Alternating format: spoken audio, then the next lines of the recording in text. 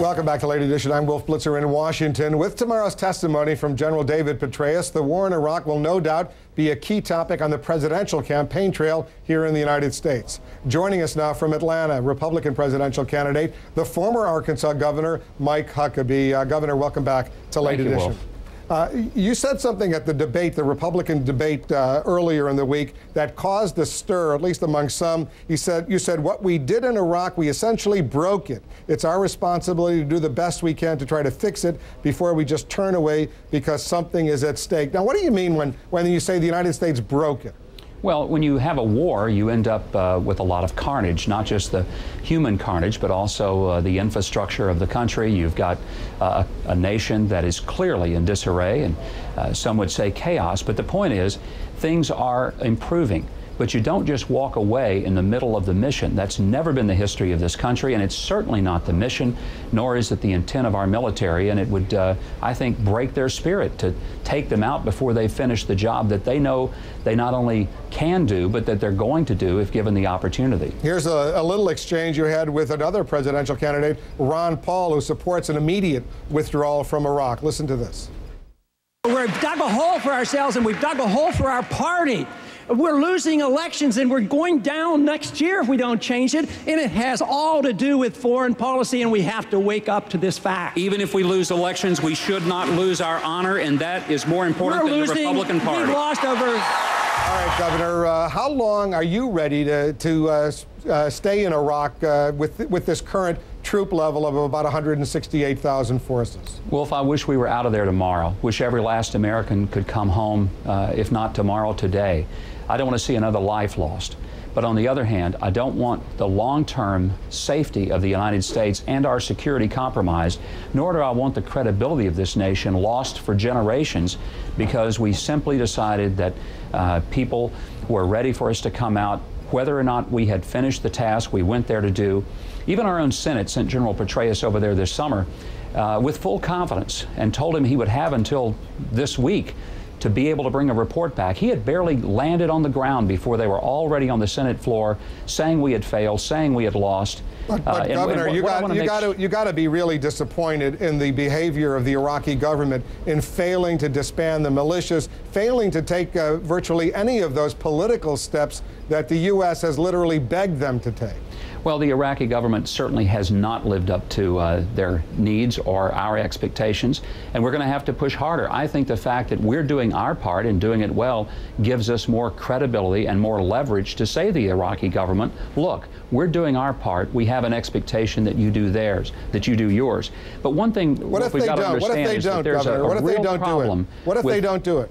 Well, then I think we have reasons then to start saying, here are our limits. Now, I don't think we ought to put a time frame. This is not football with a clock. This is baseball, and we have to play it to its conclusion. And the fact is, we never want to announce to the enemy exactly how long we're going to stay, because then we've already lost.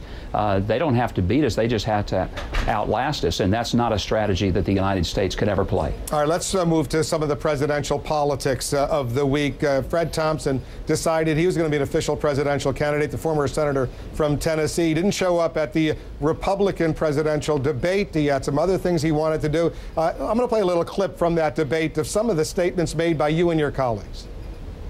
Maybe we're up past his bedtime. Maybe Senator Thompson will be known as the no-show for the presidential debates. I think he's done a pretty good job of playing my part on Law and Order. Why the hurry? Why not take some more time off? All right, who does he help and who does he hurt? There's a general consensus that another strong conservative like Fred Thompson helps Rudy Giuliani because it sort of divides that conservative base, you and Romney and others. Do you agree with that assessment? I don't know where Fred stands on a lot of issues. That's why I think we were disappointed he didn't show up for the debate, because then he would have had to have defended his record and his positions just like the rest of us have in the first 5 debates that we've already participated in. But Fred did say that he wanted Lincoln-Douglas-style debates. He said he would participate in those. I've taken him up on his offer and suggested that he and I go to it, maybe in New Hampshire. And I hope he'll honor what he said on the Jay Leno show and be serious about that, because I think it would be great for the American people. I've signed Newt Gingrich's pledge to take on 9 90-minute debates. I think that's a great idea, and it's the kind of discussion that, frankly, the American people would benefit from. Well, we welcome you, all you guys here on CNN, to do that debate at the right moment. Here's what you said. I saw it this morning in the new issue just coming out of U.S. News and World Report in an interview with you on Senator Thompson. You said, "I'm distinctly different. An executive position as a governor, not a Senate position. Don't have a Washington address. Never been a lobbyist. Never been paid to lobby for a pro-abortion group." You're referring to Senator Thompson when he worked for a law firm giving some advice to a pro-abortion group. So what do you mean by that? Should he be persona non grata among Republicans? No, not persona non grata, but he's got to defend decisions that he made. And I know that he said, well, lawyers take on clients that sometimes they don't believe in. Lawyers can also say no. And if it's a matter of conscience, if it's something that gets to the very heart and soul of an issue like the sanctity of human life, I think if he's genuinely all the way to the bone convinced that it's wrong, then you just say, you know, there's some cases I just don't choose to take. This was not a court-ordered defense appointment from a judge. This was a choice that he made as an attorney, and he's going to have to defend that.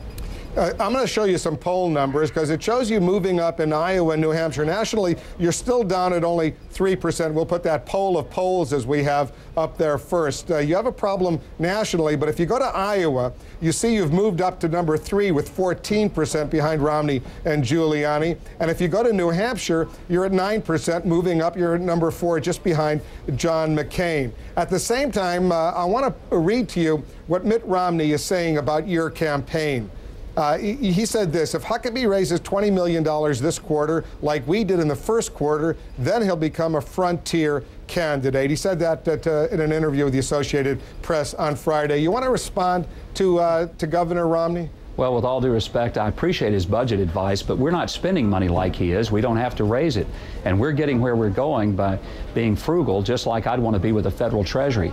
I'd be worried if I were a voter, if a person's spending millions and millions of dollars to barely be in double digits, I'd be beginning to think I don't want that person in charge of the federal treasury. So we don't really let Governor Romney decide our campaign budget, and neither do we let him decide our campaign message. But I appreciate the advice that he's offered to us. How's the money situation coming in? It's much better as a result of the Iowa straw poll. That gave us some credibility, Wolf, that we certainly needed, and I think it showed that there is a separation between our campaign and some of the others, and that we're gaining traction. We're on the trajectory we want to be on. We're hiring staff, not laying people off, and we're on the path up, not down, and we're certainly not sitting still or static. And you know, we've seen this all along, like a marathon, a long race that requires some stamina, and it's not just a matter of a few explosions along the way. We want a slow, steady, but upward burn. And if you do become president of the United States, you will be the second U.S. president from a place called Hope, Arkansas. Governor Huckabee, thanks for coming in. Thank you, Wolf. Pleasure to be back on the program. Appreciate it. And coming up here.